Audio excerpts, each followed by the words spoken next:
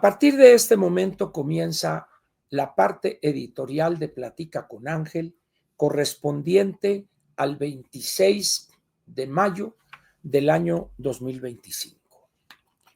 El título del editorial quizá vaya a sorprender a algunos. Es una interrogación. ¿Últimamente has sentido impotencia ante lo que le pasa? Repito, ¿últimamente has sentido impotencia ante lo que le pasa? Refiriéndome a la vida diaria y los problemas que enfrenta en la vida cotidiana. La impotencia. La impotencia, no me refiero a la impotencia sexual, ¿no? Me refiero a la impotencia que surge de nada poder hacer frente a injusticias, frente a raterías, frente a tragedias. Impotencia es lo que han sentido los padres de los niños con cáncer ante nada hacer para poder resolver la carencia o la falta de medicamentos. Impotencia es el familiar de aquel que ve a su mamá morir en un pasillo del Seguro Social. Impotencia es aquella que siente la familia de un paciente del Seguro Social que esté en el piso con unos sueros por acá y nada poder hacer. Impotencia de un adulto mayor que los 6,200 bimestrales no le alcanzan para adquirir las medicinas que requiere para sus enfermedades de la edad, cuestiones cardíacas, hipertensión, diabetes, etcétera, etcétera. La impotencia se da en todas las áreas de la vida nacional, en todas, frente a la burocracia impasible y que le vale completamente que una persona, es que le falta este papel, señorita, aquí está, así me dijo que lo trajera usted hace una semana. No, yo no le pude haber dicho eso. Está mal esto, vaya y compóngalo. Y luego regresa ya con todo completo. El que sigue, la impotencia en ese momento de quien está arriesgando su pequeño patrimonio y una burócrata de quinta con la torta de tamal a un lado, en ese momento dice: a esta pinche vieja yo la ahorco. No lo puede hacer por razones evidentes. Esa es la impotencia. Impotencia es encontrar en la calle a Hugo López-Gatell y no poder en ese momento agarrarlo a trancazos y medio matarlo a patadas. Impotencia. Esa sería la impotencia personal, individual. Pero la impotencia es una manifestación del ciudadano que ha logrado cambios importantísimos en las sociedades. Les voy a comentar un ejemplo relativamente reciente que usted deberá recordar. ¿Se acuerda de la primavera árabe? La primavera árabe fue un conjunto de protestas en varios países, en Túnez, en Libia, en Egipto, etc. Pero pocos saben cómo empezó la primavera árabe. Ahí les va. En Technicolor y en pantalla CinemaScope. Había una persona en la capital de Túnez que se dedicaba en una pequeña carretita con dos ruedas, o sea, entonces vendía frutas y verduras y de eso sacaba un recurso escaso para medio mantener a su señora madre, que ya estaba bastante avanzada en edad y con achaques y todo. De eso se mantenía él y mantenía a su señora madre. No recuerdo el nombre de esta persona. De ahí. Lo que le dolía a este hombre no era tener pocos clientes, sino era la policía que llegaba y le robaba el producto, se lo tiraba, etc. Llega un momento en que esta persona dice: ya no aguanto más. Ante la impotencia de poder hacer algo para corregir esa situación, ¿qué hizo él? Fue a una estación de servicio y compró un galón de gasolina. Se fue a la plaza principal de la capital de Túnez, se roció y se prendió fuego. Ese fue el inicio de la primavera árabe. Un hecho aparentemente aislado, sin mayor importancia. ¿Por qué sucedió eso? Porque tanto en Túnez como en Libia como en Egipto, el ánimo social había llegado a un punto ya que los ciudadanos y la población ya no aguantaban. México quizá haya tenido ciertos actos desesperados ante la impotencia, pero que no han logrado generar un verdadero cambio político y económico. Sin embargo, esto del ánimo social es algo que va creciendo, que va creciendo. El clima social en ese país, producto del cinismo de la clase política, producto de la ostentación ofensiva de riqueza de los nuevos ricos o nuevos millonarios que se han hecho así al amparo del poder político y la corrupción. Llega un momento en que las personas van molestándose. ¿Qué pensarán, por ejemplo, en muchas casas de las lomas con el trato que le dan a las personas que les sirven, a la servidumbre, por ejemplo? ¿Qué pensarán esas muchachas o esos señores, el jardinero, el chofer? ¿Qué pensarán los guardias, los guaruras, como les dicen, o los guarros, cuando la señora con palabras altisonantes los manda? ¿Cómo eres tontejo? Voy a traer esto que te dije, ándale pues, pero apúrate y eso. Y el otro con una poderosa Glock 9 milímetros en la cintura tiene que morderse uno y alistar el otro y va por lo que la señora le ordena. Y así. La burocracia con su comportamiento, con su desprecio por la realidad de decenas de millones de mexicanos, pero también por el cinismo y las mentiras que profieren en torno a cosas que la ciudadanía, los ciudadanos, perdón, saben que están mintiendo. Llega un momento en que ese clima social, ese ambiente se polariza y las personas empiezan a sentir un hartazgo social por eso. Y ahí es donde una cosa así, un atropellado por la policía y que se van del lugar y dejan al otro moribundo, por ejemplo. Un caso donde no tienen agua en una colonia y bloquean el periférico y llegan los granaderos y los desalojan, por ejemplo. Cosas así, que habían sido normales en años anteriores.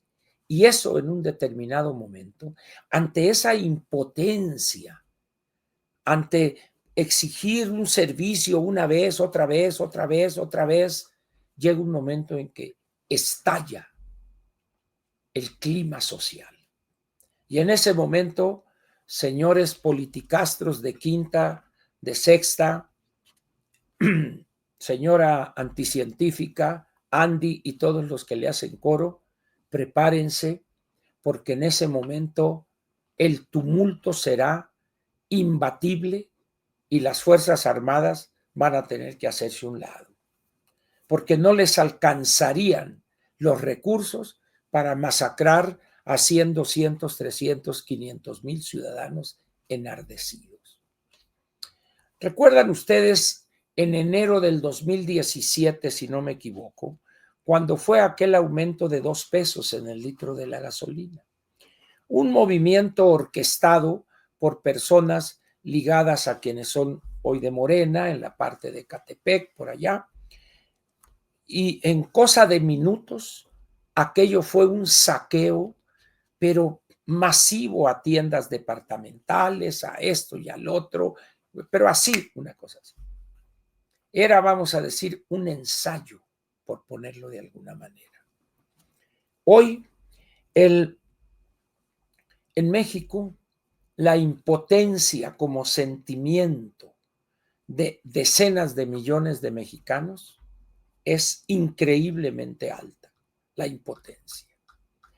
Y esa cosa, esa bilis que no podemos echar, que decimos cómo, y llegan a su casa y lloran y ay, la señora, ¿qué te pasa, Juan? No, y esto es imposible. Y luego regresar y al otro día lo mismo, lo mismo, lo mismo. La impotencia social se ha presentado en otros países de manera más frecuente, que tienen una mayor conciencia política. Las protestas en algunos países que eran parte de la Unión Soviética, por ejemplo, etcétera, ¿no? En Estados Unidos son frecuentes estos saqueos y esta situación de parte de los grupos de personas de color. En Francia, no sé quiénes conozcan, aparte de Adán Augusto López, París. Y de Noroña también, ¿no? Pero él de ahí se fue a Estrasburgo. París es una ciudad relativamente pequeña, delimitada por lo que se llama el periférico, el periférique, el periférico. Y fuera de ahí se sigue diciendo la gente, vivo en París, aun cuando no viva exactamente en lo que es la ciudad de París. Esa zona alrededor de París se llama la banlieue.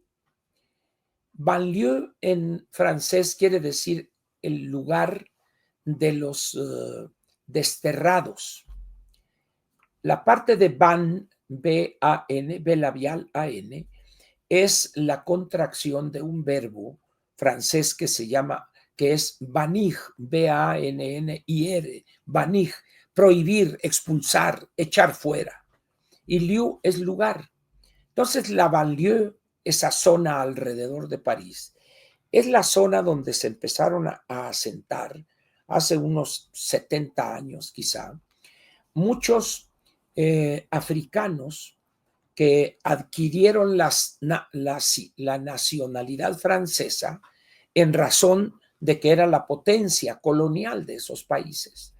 Y ellos migraron hacia Francia en busca de un mejor futuro, pero como no tenían recursos, se fueron a ese lugar donde están los desterrados, la banlieue, y hay lugares en esa parte que ni la policía se atreve a entrar. Casi, casi como Tepito, diríamos, ¿no? Para tomar un caso local. Ahí es donde están los niveles más peligrosos en materia de seguridad, la peor calidad de vida,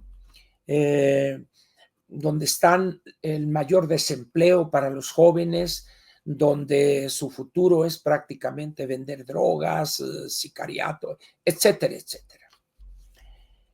En esas condiciones, ante un detalle mínimo de que un policía detiene a uno que lo sorprendieron robando y aquel se cae y ¡ay, me pegaron! Y de repente salen 500 jóvenes con palos y aquello se vuelve una quemazón de locales, etcétera, y golpes. Es decir, el estallido está a flor de piel. Esa impotencia contenida durante años, esas ofensas, ese desprecio del parisino. El parisino, cuidado, cuidado con el parisino. Si ustedes van ahí, llegan por primera vez y no saben hablar bien francés, ni los pelan. Es un desprecio tremendo. Son mamilas en extremo, diríamos, en mi pueblo. Entonces, la impotencia, pues, es una de las variables que todo gobernante y todo gobierno debería estar midiendo sistemáticamente. Los gobiernos priistas lo hacían y lo resolvían con demagogia, con visitas, con giras, con trato y que esta escuela y esto, y mantuvieron el país 71 años más o menos con cierta tranquilidad, con ciertos periodos y actos de violencia, etc. Pero este gobierno no le presta atención a eso. Para ellos, dar 6,200 pesos a 11 millones de viejitos, ya la hicieron. Para darles 8,000 y tantos pesos a una bola de marihuanos y borrachos, ya la hicieron, son como 1,000,000. Y así. Sin embargo, no se dan cuenta que la sociedad está compuesta por otros grupos que trabajan y que se sienten atropellados y no tienen forma de ser escuchados siquiera. Los partidos políticos de la oposición, bueno, pues el dirigente que no anda mostrando los pasteles de cumpleaños, anda jugando fútbol o preparando un pavo para Navidad, etcétera, o pues dicen, no les interesa. ¿Por qué? Porque viven en otra, como dirían, en otro piso del edificio, pues. Y esos van a ser los primeros que van a salir volando cuando la impotencia ya no se pueda controlar. Esto que probablemente a usted le parezca secundario, les cuento que hace el viernes 8 de mayo, yo tengo una cuenta en Bancomer donde voy poniendo recursos para pagar la colegiatura del nieto. Entonces, ahorita me hace falta una X cantidad y yo tenía ahí prácticamente 66,000 pesos que había ido acumulando para lo que faltaba. De repente, una llamada ante un aviso, que un cargo que usted no reconozca y me empiezan a hablar una persona primero, luego otra, con todos los protocolos de Bancomer, de BBVA, con todo siguiendo y acá y esto y que el otro. Caí y me sacaron de esa cuenta la cantidad de 54,000 pesos. No sé por qué razón no la vaciaron, podían haberlo hecho. Muy bien. Acudo a Bancomer el sábado para presentar la aclaración o lo que fuere. Ya me atendió ahí una señorita, pero así como diciendo, pero usted le dio esos números, ¿verdad? Bueno, sí, pero era alguien de Bancomer. No, Bancomer, BBVA no tiene eso. Bueno, pero pues eso, ¿cuándo me lo dijeron? Ok, es que usted debería saber eso. Bueno, está bien. Llega un momento que dice, bueno, aquí está, por lo pronto vamos a cancelar o vamos a bloquear su aplicación, sus cuentas y todo, y probablemente martes o miércoles ya se le autorice la aplicación y etcétera, etcétera. Dije, bueno, pues ya me jodí. Llegué aquí a la casa devastado, así, devastado ante la impotencia de no poder torcerle el pescuezo a esa que estaba ahí. Pero devastado así, acabado por la impotencia. Y luego peor cuando supe que que a familiares, amigos, parece que es el deporte nacional y la banca, me dieron una respuesta. Bueno, fui, ya me depositaron lo que no se habían robado estos sinvergüenzas, y debe haber alguna complicidad de adentro de los bancos con ellos, pero con empleados de otros bancos. Ellos movieron, ahorita les digo, creo que 44,000 o 46,000 pesos de ese monto que me quitaron a Banorte.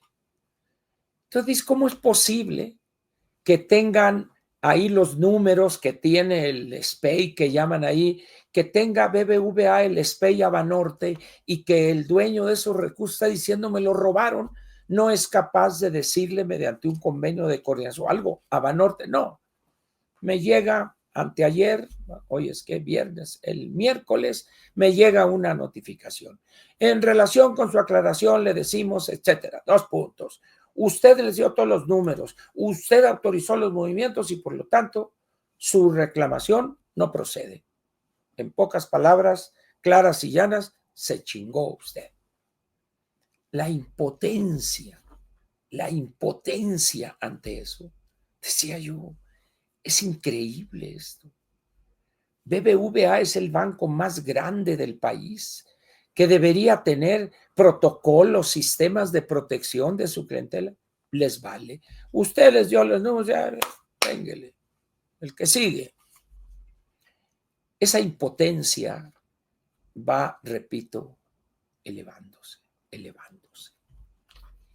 Hasta que llega un momento en que por un detalle nimio hay estallidos de violencia que no se pueden parar. Y este gobierno, por desgracia, no tiene el menor interés en eso. Están disfrutando las mieles de su llegada al poder y roban con fe y decisión. Se atracan como si fueran ricos de abolengo. Les llegará su fiestecita, acuérdense ustedes. Y tengan pendiente esta cuestión de la impotencia social. Es un combustible altamente inflamable. Como diría el presidente Mao, una chispita puede incendiar toda la pradera. Aquí, un detallito nimio, una cosa sencilla, puede tranquilamente crear un conflicto imparable. México, pues, es hoy un país donde la tensión en las personas o el estrés, como guste usted, y la impotencia los tiene viviendo casi en el filo de la navaja. Por eso la violencia está a flor de piel. Va usted en la calle y de repente ve uno que, un automovilista, ¿por qué te metes, fulano tal y qué? Y ve y tú allá, y qué traes, y bájale, sale el otro con un palo, un fierro, y todo. Ya estalló la violencia, pero así, dice uno, bueno, ni en el planeta de los simios, carajo. Ese es México, señores. Ese es México. Y bueno, ¿qué queda? Bueno, pues seguir trabajando, buscar ser más prudente, estar más aguzado para evitar este tipo de situaciones en las cuales el banco debería jugar un papel importante. La carta que mandaron de aclaración donde dicen, se jodió usted, es una carta que debería dar vergüenza a toda institución bancaria. Y ahí la voy a guardar, algún día podré utilizarla. Y me decía alguien, así están todos los bancos, Ángel. Peor aún, eso contribuye a elevar esa impotencia y ese clima social listo para el estallido con una sola chispa. Aquí termina la parte editorial, quizá excesivamente tratando un aspecto personal, pero les pediría a aquellos que me oyen tengan mucho cuidado porque su banco les va a hacer varios téngeles para que estén preparados. Muy bien, termina aquí el editorial correspondiente al 26 de mayo del año 2025.